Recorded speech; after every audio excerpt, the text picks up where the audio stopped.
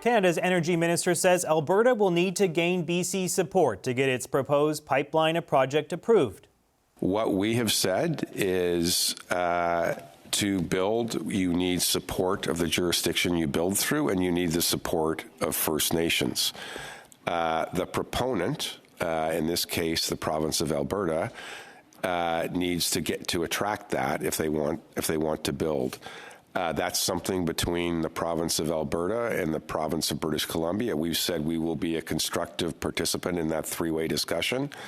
The province of Alberta has some work to do. But Alberta is fighting back against those comments, citing Canada's Constitution, which puts the power of that choice in the federal government's hands. A statement from the Premier's office says the decision to build this pipeline lies solely with Prime Minister Mark Carney and the federal government, and we expect him to act decisively in support of this project.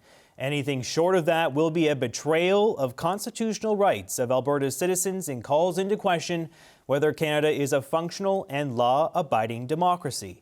So what does British Columbia have to say about all this? BC Energy Minister Adrian Dix joins me now. Nice to see you, Minister. Thanks for coming on. Great to be on the show Friday of the Thanksgiving long weekend. I'm hoping some people are watching. Yes, thank you. Happy Thanksgiving to you, sir. We appreciate you making time for us on this Friday. So as you heard there, Alberta is ramping up the pressure to get an oil pipeline to Northwest BC. Danielle Smith is insistent that a decision to build an interprovincial pipeline like this, she's saying it's strictly federal jurisdiction. What's your message to the Alberta Premier?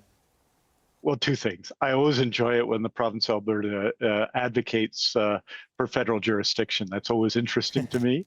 But in any event, here's the thing with this pipeline, and you see it again. We see communiques and press releases, $14 million in a communications exercise. There is no project. There is no proponent. There is no route. There's no possibility of take-or-pay contracts. It would require a massive public subsidy. And in the federal sense, the overturning of a tanker ban that is widely supported in British Columbia in any event, and is important to provide social license for many other projects. So in all of those ways, really, I think the important thing about what the energy minister said, and I reviewed his remarks, I think it was before a Senate committee, was how far this project is away from being a real project, all the work that needs to be done. And that was the view of Ms. Farrell, I understand, who heads the major projects office. So from our perspective, the reason our projects are real in BC, things like the North Coast Transmission Line, LNG Canada 2, is they've gone through all this process, including seeking out support from communities and from First Nations before they go ahead. And the Alberta project is more right now about communications than anything else. There is no project.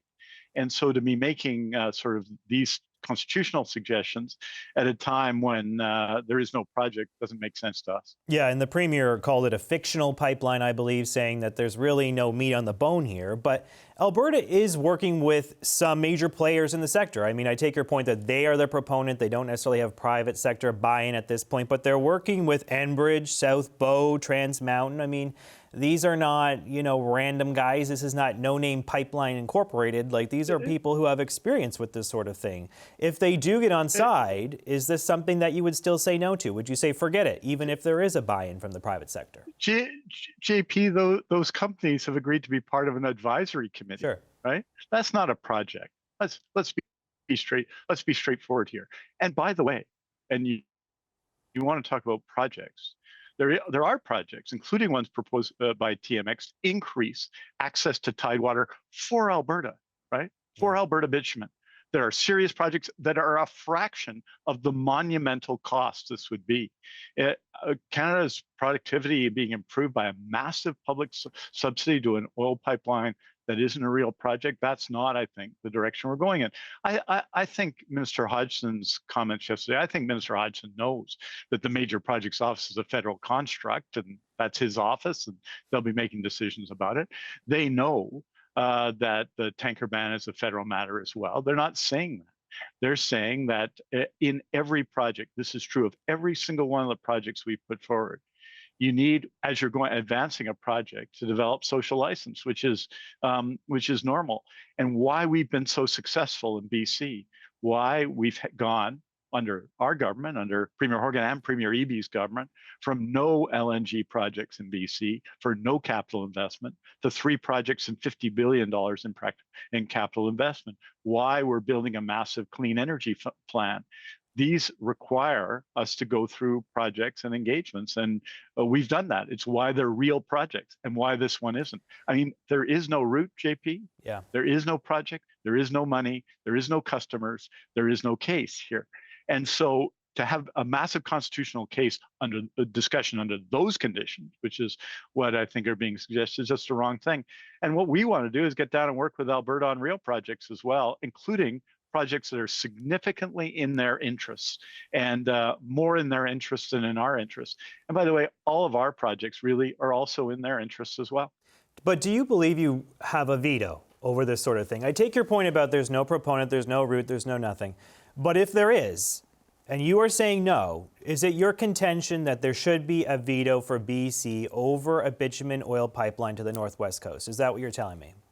Well, every project such as this will go through a process. If it were to exist, it would be dealt with in that way. But this discussion is not a constitutional discussion. And I didn't take from Minister Hodgson's remarks yesterday, he was making a constitutional case. It's Alberta that's talking about the Constitution. It's talking about, it's engaging in pretty significant name calling, including today, on a project that doesn't exist.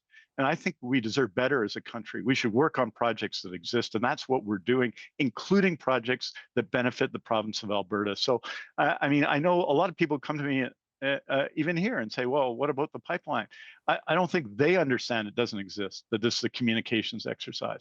I think there's an obligation in the province of Alberta to do better than this before they start name-calling Minister Hodgson or Premier Eby or anyone else. Yeah, because you might have heard Danielle Smith called Mr. Eby today parochial. You know, earlier this week she said he's un-Canadian. We've heard a big pile-on from Jason Kenney as well, who said that you folks are in the mud hut wing of the NDP. I mean, how do you deal with a province and the people that are leading it if they really don't think much of you? It seems like the words have gotten a lot more harsh in recent days. Well, however one views Donald Trump politics in the United States. In Canada, I don't think we think very highly of it, you know, and it's just laughable in substance. 2 of the 5 major projects announced by the federal government are in British Columbia. It's because we advance projects and we do the work. The North Coast Transmission Line, a major national project that will unlock mining in our province and in our country, especially with respect to critical minerals at an important time. That's happening in British Columbia. Why? Because we're doing the work. LNG projects that I've mentioned. Why? They're doing the work. And by the way, benefit the very significant natural gas industry in Alberta as well as in British Columbia, and the lowest emission LNG in the world, doing the work. And that's what Premier Eby and Premier Horgan before him have done. No name calling.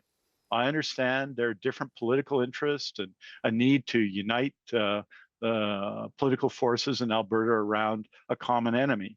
But I don't think that's in the national interest. We deserve better right now. And we don't need Trump-style politics. We need serious projects that will create jobs and advance the Canadian economy and improve our capacity to create wealth now and in the future. That's what we need, and that's what Premier Eby is doing. And I'm not going to comment on Mr. Kenney's accommodations and where he chooses to be, but I would say that I don't think that name-calling British Columbia is a way to get back in the good hearts of the right wing in Alberta. Can I ask you, too, about the ongoing trade negotiations? We know that the Prime Minister is trying to broker a deal on steel and aluminum. There seems to be some progress on those 2 files in particular after the Oval Office meeting. But we haven't heard much about softwood lumber. He says they're holding out to get the best deal possible, but we understand that's really not where the focus is at this point. Do you think the forestry sector is getting short shrift here, Minister?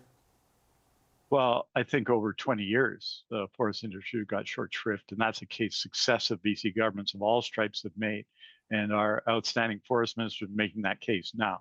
I believe Mark Carney understands, Prime Minister Carney understands the importance of our forest industry. He's recently worked with Premier Eby and our Forest Minister, Avi Parmar, on specific supports for the forest industry, which are really, I think, a positive sign for British Columbia, and I think he's working hard for it. But our message to the Prime Minister is the automobile industry, it's important. The aluminum industry is important, including and especially in British Columbia, steel industry important. The forest industry is just as important, and we expect those interests to be taken forward. And the Prime Minister has been specific in saying that he will be, but we're going to keep the pressure on that file, of course. Yeah, because you're looking at a 45% tariff really in total next week when Trump's new tariffs take effect. When you add in the countervailing duties, when you add in the anti-dumping duties, and now this extra 10% from Trump, 45%. That's not good for the forestry sector in BC. I imagine you're worried about the impact for industry.